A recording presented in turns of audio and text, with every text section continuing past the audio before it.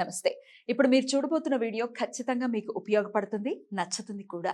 మరి మీకు నచ్చిన విషయం నాకు తెలియాలి అంటే ఈ వీడియోని మీరు లైక్ చేయాలి, షేర్ చేయాలి, అలాగే మన ఛానల్ని సబ్స్క్రైబ్ చేయాలి. మీ సపోర్ట్ని నాకు అందిస్తారు కదా. ఓకే, ఇప్పుడు వీడియోని స్టార్ట్ చేద్దాం. నమస్తే, వెల్కమ్ టు అవర్ ఛానల్. నేను కుప్పా పద్మిని. ప్రస్తుతంతో పాటు ప్రముఖ ఆధ్యాత్మికవేత్త, జ్యోతిష పండితులు, అమ్మవారి సేవకులు, దత్త గణపతి ఉపాసకులు మురళీధర్ శర్మ గారు మనతో పాటు ఉన్నారు. మాట్లాడదాం. నమస్కారం అండి. మహాదేవ శ్రీమాత్రే నమః. మురళి గారు, ఈ శుక్రవారం అమావాస్య రాబోతోంది. శుక్రవారం అమావాస్య చాలా విశేషంగా చెప్తూ ఉంటారు. లక్ష్మీదేవికి ఎంతో ప్రీతికరమైనటువంటి రోజుగా కూడా భావిస్తారు. మరి ఈ శుక్రవారం అమావాస్యని ఎలా వినియోగించుకోవచ్చు మురళి గారు? శుక్రవారం రోజు అమావాస్య రావడము, వాస్తవానికి అమావాస్య రోజు ఆడపిల్ల పుడితే లక్ష్మీదేవి పుట్టింది అని చెప్పి కూడా మన పెద్దవారు అంటూ ఉంటారు. అదేవిధంగా అసలు అమావాస్యకును మనకు ఉండేటువంటి విషయము చాలా వీడియోలలో, అంటే రిలేషన్ అంటే బాండింగ్ ఏ విధంగా ఉండాలి అమావాస్య రోజు. మనకు ఇది మంచి రోజు కాదు అని చెప్పి చెప్తూ ఉంటారు, కానీ మనం ఎన్నో వీడియోలో కూడా చెప్పి ఉన్నాము. కేరళ వాళ్ళకి కానీ అది చాలా కూడా విశేషంగా వారికి ఆ రోజు మనకు వారు ఆ రోజు జపాలు కావచ్చును, అదేవిధంగా అర్చనలు కానీ అభిషేకాలు కానీ ఎంతో విశేషంగా కూడా చేసుకుంటూ ఉంటారు. విన్నారా? కానీ మనకు సంబంధించి మాత్రము అది మంచి రోజు కాదు అని చెప్పి ఆ విధంగా చేసి పెట్టారు. చాంద్రమానం ఫాలో చేసేవారు, సౌరమానం ఫాలో చేసేవారు, డెఫినెట్ గా డిఫరెన్స్ ఉంటాయి. నేను విన్నది ఏంటంటే అసలు అమావాస్య రోజు పెళ్లిళ్ళు కూడా చేస్తారట. మనకు విచిత్రంగానే అనిపిస్తుంది, కానీ వాళ్ళు ఫాలో చేసేది పద్ధతి. ఎందుకు అటు సైడ్ పంచాంగాలు, మన సైడ్ పంచాంగాలు చాలా తేడా. మనకు మొన్న ఏమిటి అంటే మరాఠీ వాళ్ళది ఒక ముహూర్తము చూడడం జరిగింది. నేను చెప్పినటువంటి ముహూర్తము వారికి లేదు. మనకు అప్పటికి మన పుష్యమాసమే అనుకుంటా, ఏదో ముహూర్తం అయితే నేను చెప్పి ఉన్నాను. ఆ ముహూర్తం అయితే వారు కాదు అని చెప్పి వారు వేరే ముహూర్తం చెప్పి ఉన్నారు. అదేంది మనకు అంటే మన పంచాంగంలో అయితే లేదు అమ్మ విషయం ఇది అని చెప్పేవారికి. మీరు కంగారు అంటే వారు, అయ్యో గురువు గారు మరి మీరు చెప్పినటువంటి ముహూర్తం వారు చెప్పలేదు కదా. మరాఠీ వారు హైదరాబాద్ లో ఉంటారు. అసలు ఎవరి ప్రాంతం వాళ్ళని వాళ్ళు ఫాలో చేసుకుంటే అసలు బెటర్ యాక్చువల్గా అయితే అంతే. ఇక కానీ ఇక వారికి అదే విషయం వారు ఏ విధంగా చెప్తే ఆ విధంగా ముందుకు వెళ్ళండి అని చెప్పడం జరిగింది. అంతే. ఖచ్చితంగా కూడా అమావాస్య రోజు పెద్దలకు సంబంధించినటువంటి రోజుగా విశేషంగా కూడా చెప్పుకోవడం జరుగుతూ ఉంటుంది. ఒక సంతానం కావచ్చును, లేదా అదేవిధంగా సంతానంలో ఇబ్బందులు కావచ్చును, లేదా సంతానం కలగటం లేదు అనేటువంటి వారు కానీ, లేదా మా యొక్క సంతానం చెప్పిన మాట వినడం లేదు అనేటువంటి విషయమైన, లేదా వివాహానికి సంబంధించినవి అన్ని రకాలుగా కూడా జాతకం అంతా బాగుంది, మరి అయినా కూడా వివాహం జరగటం లేదు అనేటువంటి వారికి కానీ, లేదా ఎన్నో సంవత్సరాలు గడిచినా కూడా మాకు సంతానం కలగటం లేదు అనేటువంటి వారికి కానీ, ఒకవేళ సంతానం కలిగినా కూడా వారికి ఆడ సంతానమే ఉంటుంది, మగ సంతానం ఉండదు. ఇలా 1, 2 అనేటువంటి విషయం కాదు, కానీ చాలా ఉంటుంది. హెల్త్ రిలేటెడ్ ప్రాబ్లమ్స్ కూడా. ఎందుకు? పితృదేవతలకు సంబంధించినటువంటి శాపాలు కానీ, లేదా మీ జాతకంలో పరస్పరము సూర్యుడు శని చూసుకున్నా కూడా వారింట్లో వీరున్నా వీరింట్లో వారున్నా కూడా ఇబ్బందులు అవుతూ ఉంటారు, ఏది జాతకరీత్యా. కనుక ఈ అమావాస్య రోజు ఖచ్చితంగా కూడా విశేషంగా, ఇప్పుడు కొందరు సంవత్సరికం బట్టి తిథిని బట్టి ఫాలో అవుతూ ఉంటారు. ప్రతి ఆ యొక్క తిథి రోజు నాడు ఆ యొక్క మాసం ఏమిటి అని కానీ, ఆ యొక్క తిథి ఏమిటి అని కానీ చూసుకొని ఆ రోజు పిండ ప్రదానాలు కానీ, లేదా వారి కులానికి సంబంధించినటువంటి విధి విధానంగా వారు కార్యక్రమాన్ని జరిపిస్తారు. చక్కగా కూడా వారికి నచ్చినటువంటి వంటలు చేసి ఆ యొక్క ఫోటోల వద్ద నివేదన చేస్తూ ఉంటారు.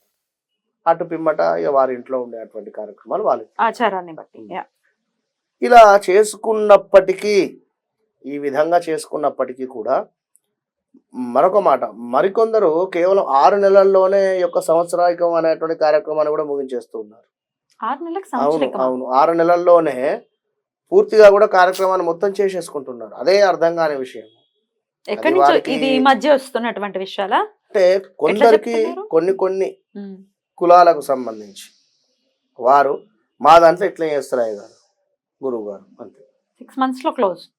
ఇప్పుడు వారి గోత్రానికి సంబంధించింది కానీ, లేదా వారి వంశానికి వారి ఇంటి పేరుకు సంబంధించినటువంటి వారు ఎవరైనా జరిగిపోయారనుకోండి, లేదా ఒక పుట్టుకనే జరిగింది, మనిషి పుట్టినా మరణించినా కూడా ఖచ్చితంగా కూడా ఒక 11 days ఉంటుంది మనకు అశౌచం ఉంటుంది. దీన్ని పురుడు శుభపురుడు అనే రకాలు కూడా చెప్పడం జరుగుతుంది. ఏదైనా కూడా మనం ఖచ్చితంగా కూడా ఒక 11 days పాటించాలి. ఇందులో జననం జరిగింది అంటే మా దాంట్లో మన ఈ విధంగా దూరం ఉండేటువంటి ఆనవాయితీ లేదు అనేటువంటి వారు కూడా ఉన్నారు. పురుడుని కలిపేసుకుంటారా? అదే చెప్తున్నారు. శుభపురుడు పురుడు శుభపురుడు అని మనం అంటాం, పురుడు పుణ్యపురుడు పుణ్యమనే అంటాము. అయినప్పటికీ కూడా ఖచ్చితంగా కూడా 11 days అయితే ఉంటామా ఉండము, ఉండాలి. అందరూ ఉండాలి. ఈ విధంగా కూడా అంటే వీరికి చెప్పేటువంటి వారికి ఇక నా నమస్కారాలు. అంటే వారు ఎందుకు ఆ విధంగా ఇప్పుడు ఒక 11 days పక్కన ఉంటే సరిపోతుంది కదా, దూరం ఉంటే అయిపోయి. ఇంకా ఇంకా మరికొందరు 1 year ఉంటున్నారు, 1 year దాకా ఉండేవారు ఉన్నారు. అంటే వారి గోత్రము కానీ వారి కుటుంబం మన పేరు కానీ అంటే వారి యొక్క వంశానికి సంబంధించినటువంటి వారు జరిగిపోతే 11 days సరిపోతుంది ఇక్కడ. కానీ 1 year ఉండేటువంటి వారు కూడా ఉంటున్నారు ఇప్పుడు కొందరు. అలాంటిది ఏది ఉండదు. ఖచ్చితంగా కూడా 11 days అంటే 11 days అంతే. 1 year ముట్టుకోకుండా 1 year ఇంట్లో దీపారాధన చేయకుండా ఉంటాం. కేవలము కర్మ చేసినటువంటి వారు మాత్రమే వారి యొక్క కుటుంబానికి సంబంధించినటువంటి వారు మాత్రమే. అంటే ఎవరు, వారి తండ్రి గారు చనిపోయారు, వారి కొడుకులు 2 ఉన్నారు, ఆ 2 అంతే. ఆ 2 వారి భార్య అంటే ఇక వారి కుటుంబం. ఆడపిల్ల ఉన్నా కూడా ఆమెకు 3 రోజులు మాత్రమే విన్నారా, అటు పిమ్మట ఆమె అన్ని కార్యక్రమాలకు వెళ్ళవచ్చు. అయితే ఈ అమావాస్య ప్రతి సంవత్సరికము కూడా చేసుకునేటువంటి వారు ఉన్నారు. అయినప్పటికీ కూడా ఒక ప్రతి అమావాస్య రోజు అయ్యో 100 రూపాయలు అయితే పెద్ద లెక్క కాదు ఈ యొక్క కాలానికి. 100 కానీ 200 కానీ 100 రూపాయలలో ఎన్ని కూరగాయలు వస్తే అన్ని కూరగాయలు కొనుక్కొని కిలో టమాటా కానీ లేదా ఇంకేదైనా కాసంత బియ్యం చక్కగా పెద్దవాళ్ళ పేర్లు చెప్పుకొని బ్రాహ్మణులకు దానం చేయండి. 101 రూపాయలు లేదా 51 రూపాయలు పెట్టండి. వారు ఎన్ని పెట్టినా పాప ఇంత పెట్టండి అనేవారు కాదు అనరు. కనుక వారి మనసు బాధ పెట్టకుండా 51, 101 ఎందుకంటే సంకల్పం చెప్పేసి నీరు అక్షింతలో విడిపించడం జరుగుతుంది కనుక 101, 51 పెట్టండి, మంచి ఫలితం ఉంటుంది ఈ అమావాస్య రోజు. అయినప్పటికీ మనం చెప్పుకున్నటువంటి సంతానం కానీ లేదా ఇవన్నీ ముందు చెప్పుకున్నటువంటి ఏవైతే ఇన్ని కారణాలకు సంబంధించి ఇబ్బందులు ఉండేటువంటి వారు ఈ అమావాస్య పుష్యమాసంలో వచ్చేటువంటి శుక్రవారం ఉండేటువంటి యొక్క అమావాస్యను విశేషంగా చెప్పడం జరుగుతున్నది. కనుక మీరు ఇంటిలో నుండి బయటికి వెళ్ళేటువంటి సమయంలో చక్కగా కూడా ఉదయము ఒక గోధుమ పిండి అందులో బెల్లముతో కలిపి, అదేవిధంగా బెల్లము గోధుమ పిండి 2 కూడా కలిపి దానితోటి ఒక చపాతీని తయారు చేయండి. విన్నారా, దానితో ఒక చపాతీని తయారు చేసి మరి ఆ యొక్క చపాతీని నువ్వుల నూనెతో కాల్చాలి.